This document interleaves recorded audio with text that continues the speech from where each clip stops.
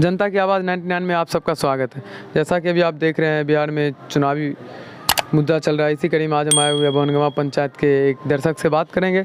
तो सबसे पहले हम इनका नाम जानना चाहेंगे। सर, आपका नाम क्या हुआ? मेरा नाम तो वैसे मोहम्मद आसिफ हुसैन हुआ, लेकिन लोग हमसे अमन नाम से ज़्यादा परिचित है। अमन के नाम से लोग हमको ज़्यादा जानते हैं, तो मेरा नाम अमन हुआ। आप क्या कहिएगा इस बार के चुनाव के बारे में? चुनाव के बारे में आप जो पूछेंगे वो हम बताएंगे। वैसे चुनाव तो काफ़ी आप लोग जान रहे हैं कि प्रत्याशी बहुत ज़्यादा है। मुखिया में 11 गो प्रत्याशी है और पंचायत समिति में 7 प्रत्याशी है। आप जिसके बारे में पूछिएगा तो हम बताएंगे। जहाँ तक हमको जानकारी है तो हम कुछ ना कुछ आपको बेहतर बताने की कोशिश करेंगे। आप 11 गो जो कैंडिडेट, आप उन सब में सबसे ज़्यादा आप किसको मतलब अच्छे मानते हैं? 11 गो कैंडिडेट है, 10 गो कैंडिडेट कैसा है उसको तो पूरा गांव जान रहा है कौन कैसा है। किसी के बारे में हम उल्टा सीधा नहीं बोलना चाहेंगे, क्योंकि सबको जानता है कि कौन किस तरह का राजनीति करता है। हमको एक कैंडिडेट जो ज़्यादा पसंद है, गरीब परिवार से है, 10 नंबर पे है। उसका चुनाव चिन्ह मोमबत्ती छाप है और नाम संबेश कुमार उर्फ छोटू कुमार है, जो एक बहुत ही गरीब परिवार से है। वो खुद ही ठेला टान के अपना प्रचार, आर्थिक स्थिति उसका बहुत कमज़ोर है, किसी से वो पैसा लिया नहीं चुनाव में, और वो अपने उसका जहाँ तक औकात है वो अपने औकात से अपने हैसियत से लड़ रहा है चुनाव। और एक ठेला गाड़ी है वो वही खींचता है और वो खुद अपना प्रचार करता है। वही हमको ज़्यादा पसंद है, क्योंकि वो युवा भी है और शिक्षित भी है, और वो खुद एक गरीब है, इसलिए वो गरीब के आवाज़ को आगे बढ़ाएगा अगर वो सत्ता में आएगा तो। और सर, वर्तमान में जो मुखिया रह चुके वो क्या किया आपके पंचायत के लिए? वर्तमान में जो मुखिया है वो पंचायती राज, बबनगांव पंचायती राज जब से वो लागू हुआ है पंचायती राज व्यवस्था, तब में से सबसे ज़्यादा काम करने वाला जो वर्तमान मुखिया वही है। लेकिन वो काम तो बहुत किए, लेकिन जनता के बीच में कभी वो नज़र नहीं आए, क्योंकि हम भी उनके समर्थक रह चुके हैं पहले। लेकिन वो काम बहुत किए जनता के बीच में, जितना उनसे उम्मीद था उतना वो नहीं कर पाए हैं। और वो बहुत सारा वादा की भी किए, जैसा कि समझ में आया वो बहुत किए। वादा में 75% एवं वो अटल भी रहे अपने वादे पे, लेकिन वो जनता के बीच में जो नहीं आता है उससे कुछ उम्मीद रखने का कोई मतलब नहीं बनता। सर, और आज से 5 साल पहले जो वादा किए थे नौकरी के बारे में, इसमें क्या सक्षम रहे?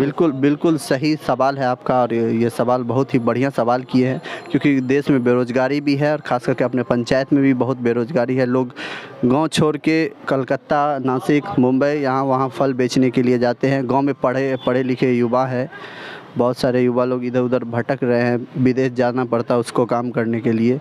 तो अपने बगल में रिफाइनरी है, बरौनी रिफाइनरी, उसमें मुखिया जी बोले थे कि हम सब युवा को रोज़गार देंगे, लेकिन अभी तक हमको नज़र नहीं आया एक भी युवा जो मुखिया जी के थ्रू वो बरौनी रिफाइनरी में जॉब पे है। अभी तक हमको नज़र नहीं आया। और लॉकडाउन में उनका कार्य कैसा? लॉकडाउन में हम यहाँ थे नहीं, लेकिन जितना दिन थे तो लॉकडाउन में जो था कि हर एक वार्ड को सैनिटाइज़ करवाना, हर एक पंचायत के लोगों के घर तक सैनिटाइज़र, साबुन और मास्क का वितरण करवाना, तो वो सब वार्ड सदस्यों को दे दिए मुखिया जी। और वार्ड सदस्य लोग बेचा, क्या किया नहीं किया। मेरे वार्ड में 1-2 लोग को मिला था, हम भी गए थे लेने के लिए, लेकिन बहुत घटिया क्वालिटी का मास्क था। और जो जानवर मवेशी लोग को जो धोने वाला साबुन होता है, लोग मवेशी लोग को धोता है फॉरेन कंट्री में, वही सब साबुन दिया गया, तो उससे कोई फ़ायदा मतलब नहीं पहुंचा। सर, 11 कैंडिडेट में कोई भी एक भी ऐसे हैं जो लॉकडाउन में जनता के बीच में आए, वो जनता की बात सुने? और नहीं, इसमें तो कोई नहीं है। 11 को कैंडिडेट में कोई नज़र नहीं आया जनता के बीच में। जो नज़र आया, जो सत्ता में था, वो अपने गांव में नज़र आया। मेरे गांव का एक भी तो जनप्रतिनिधि हमको नज़र नहीं आया, और गांव के लोगों को भी नज़र नहीं आया। लोग बोलने से डरते हैं, लेकिन हम डरते नहीं हैं, हम खुलेआम बोल रहे हैं कि 11 को प्रत्याशी, इसमें से हमको एक भी नज़र नहीं आया लॉकडाउन में जो जिसके बारे में हम बोलेंगे कि वो नज़र आया, एक भी नज़र नहीं आया। सर, इस पंचायत की जो सबसे बड़ी समस्या वो क्या है? इस पंचायत की समस्या बहुत समस्या, सबसे बड़ा समस्या जल निकासी का है, दूसरा समस्या शिक्षा का है, और तीसरा समस्या जो है बिजली का। अभी चूँकि इलेक्शन का दौर है, इसलिए बिजली व्यवस्था थोड़ा दुरुस्त है, क्योंकि वोट लेना है, सबको वोट बैंक लेना है। और रही बात जल की व्यवस्था, मुख्यमंत्री का स्कीम था 7 निश्चय योजना के अंतर्गत हर घर नल का एक स्कीम था, और उस स्कीम में जहाँ तक देखा जाए अपना बभनगामा पंचायत में आप 8 नंबर वार्ड में चले जाइए तो उसमें नाली का भी एक स्कीम था, 7 निश्चय में नाली था और घर घर नल और जल।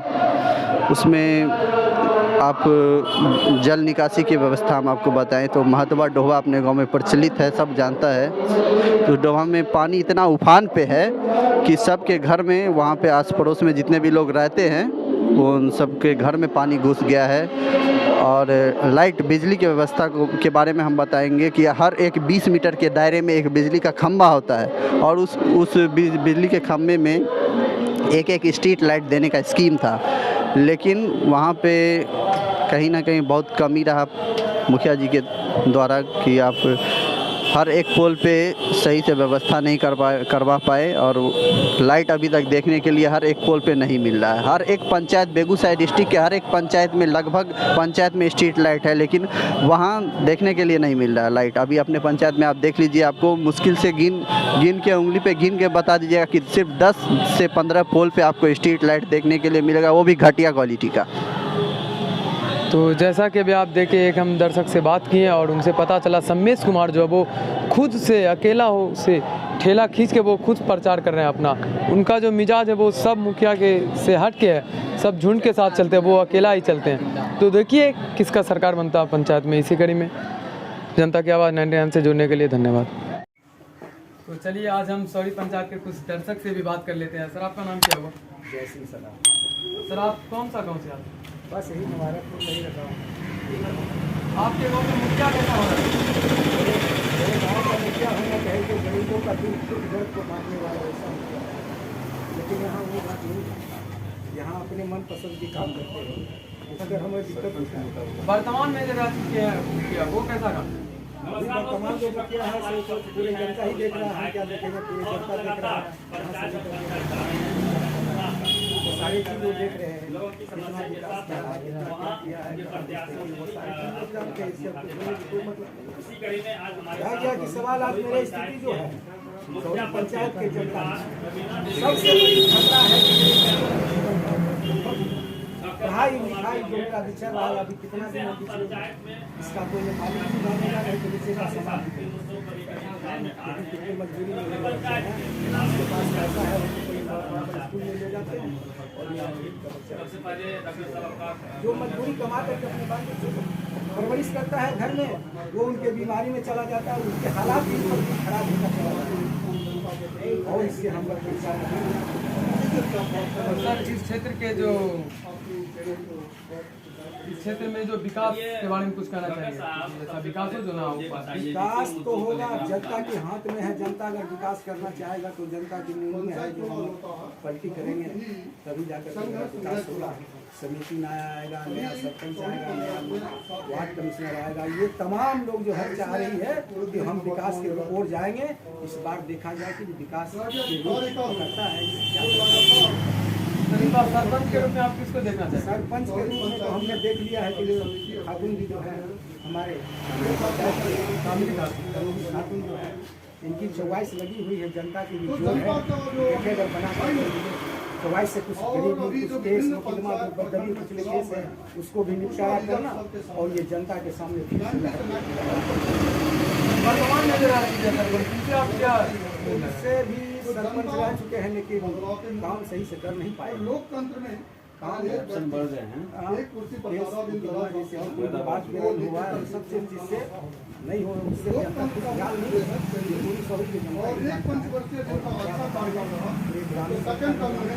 चांदी खातून से आप क्या चाहेंगे? चांदी खातून से हम चाहेंगे कि जो पुरानी केस जो चल रही है बनाए हैं इसको निपटारा करेंगे और दूसरी नया जो केस आएगा उसको हम लोग चाहेंगे हमें इसको खाना खाने से रोक लगा सकते हैं, लेकिन इसमें गरीबों की राहत मिले, जनता की राहत मिले, पूरी सौरी पंचायत की जनता की राहत मिले। ये मेरी बात है और यही मेरा कहना है। उनके बारे में क्या कहिए? वो तो जैसा है वैसा है, लेकिन अब की बार पोलो भाई को चुनना है। बढ़िया आदमी है, अच्छा काम करेगा।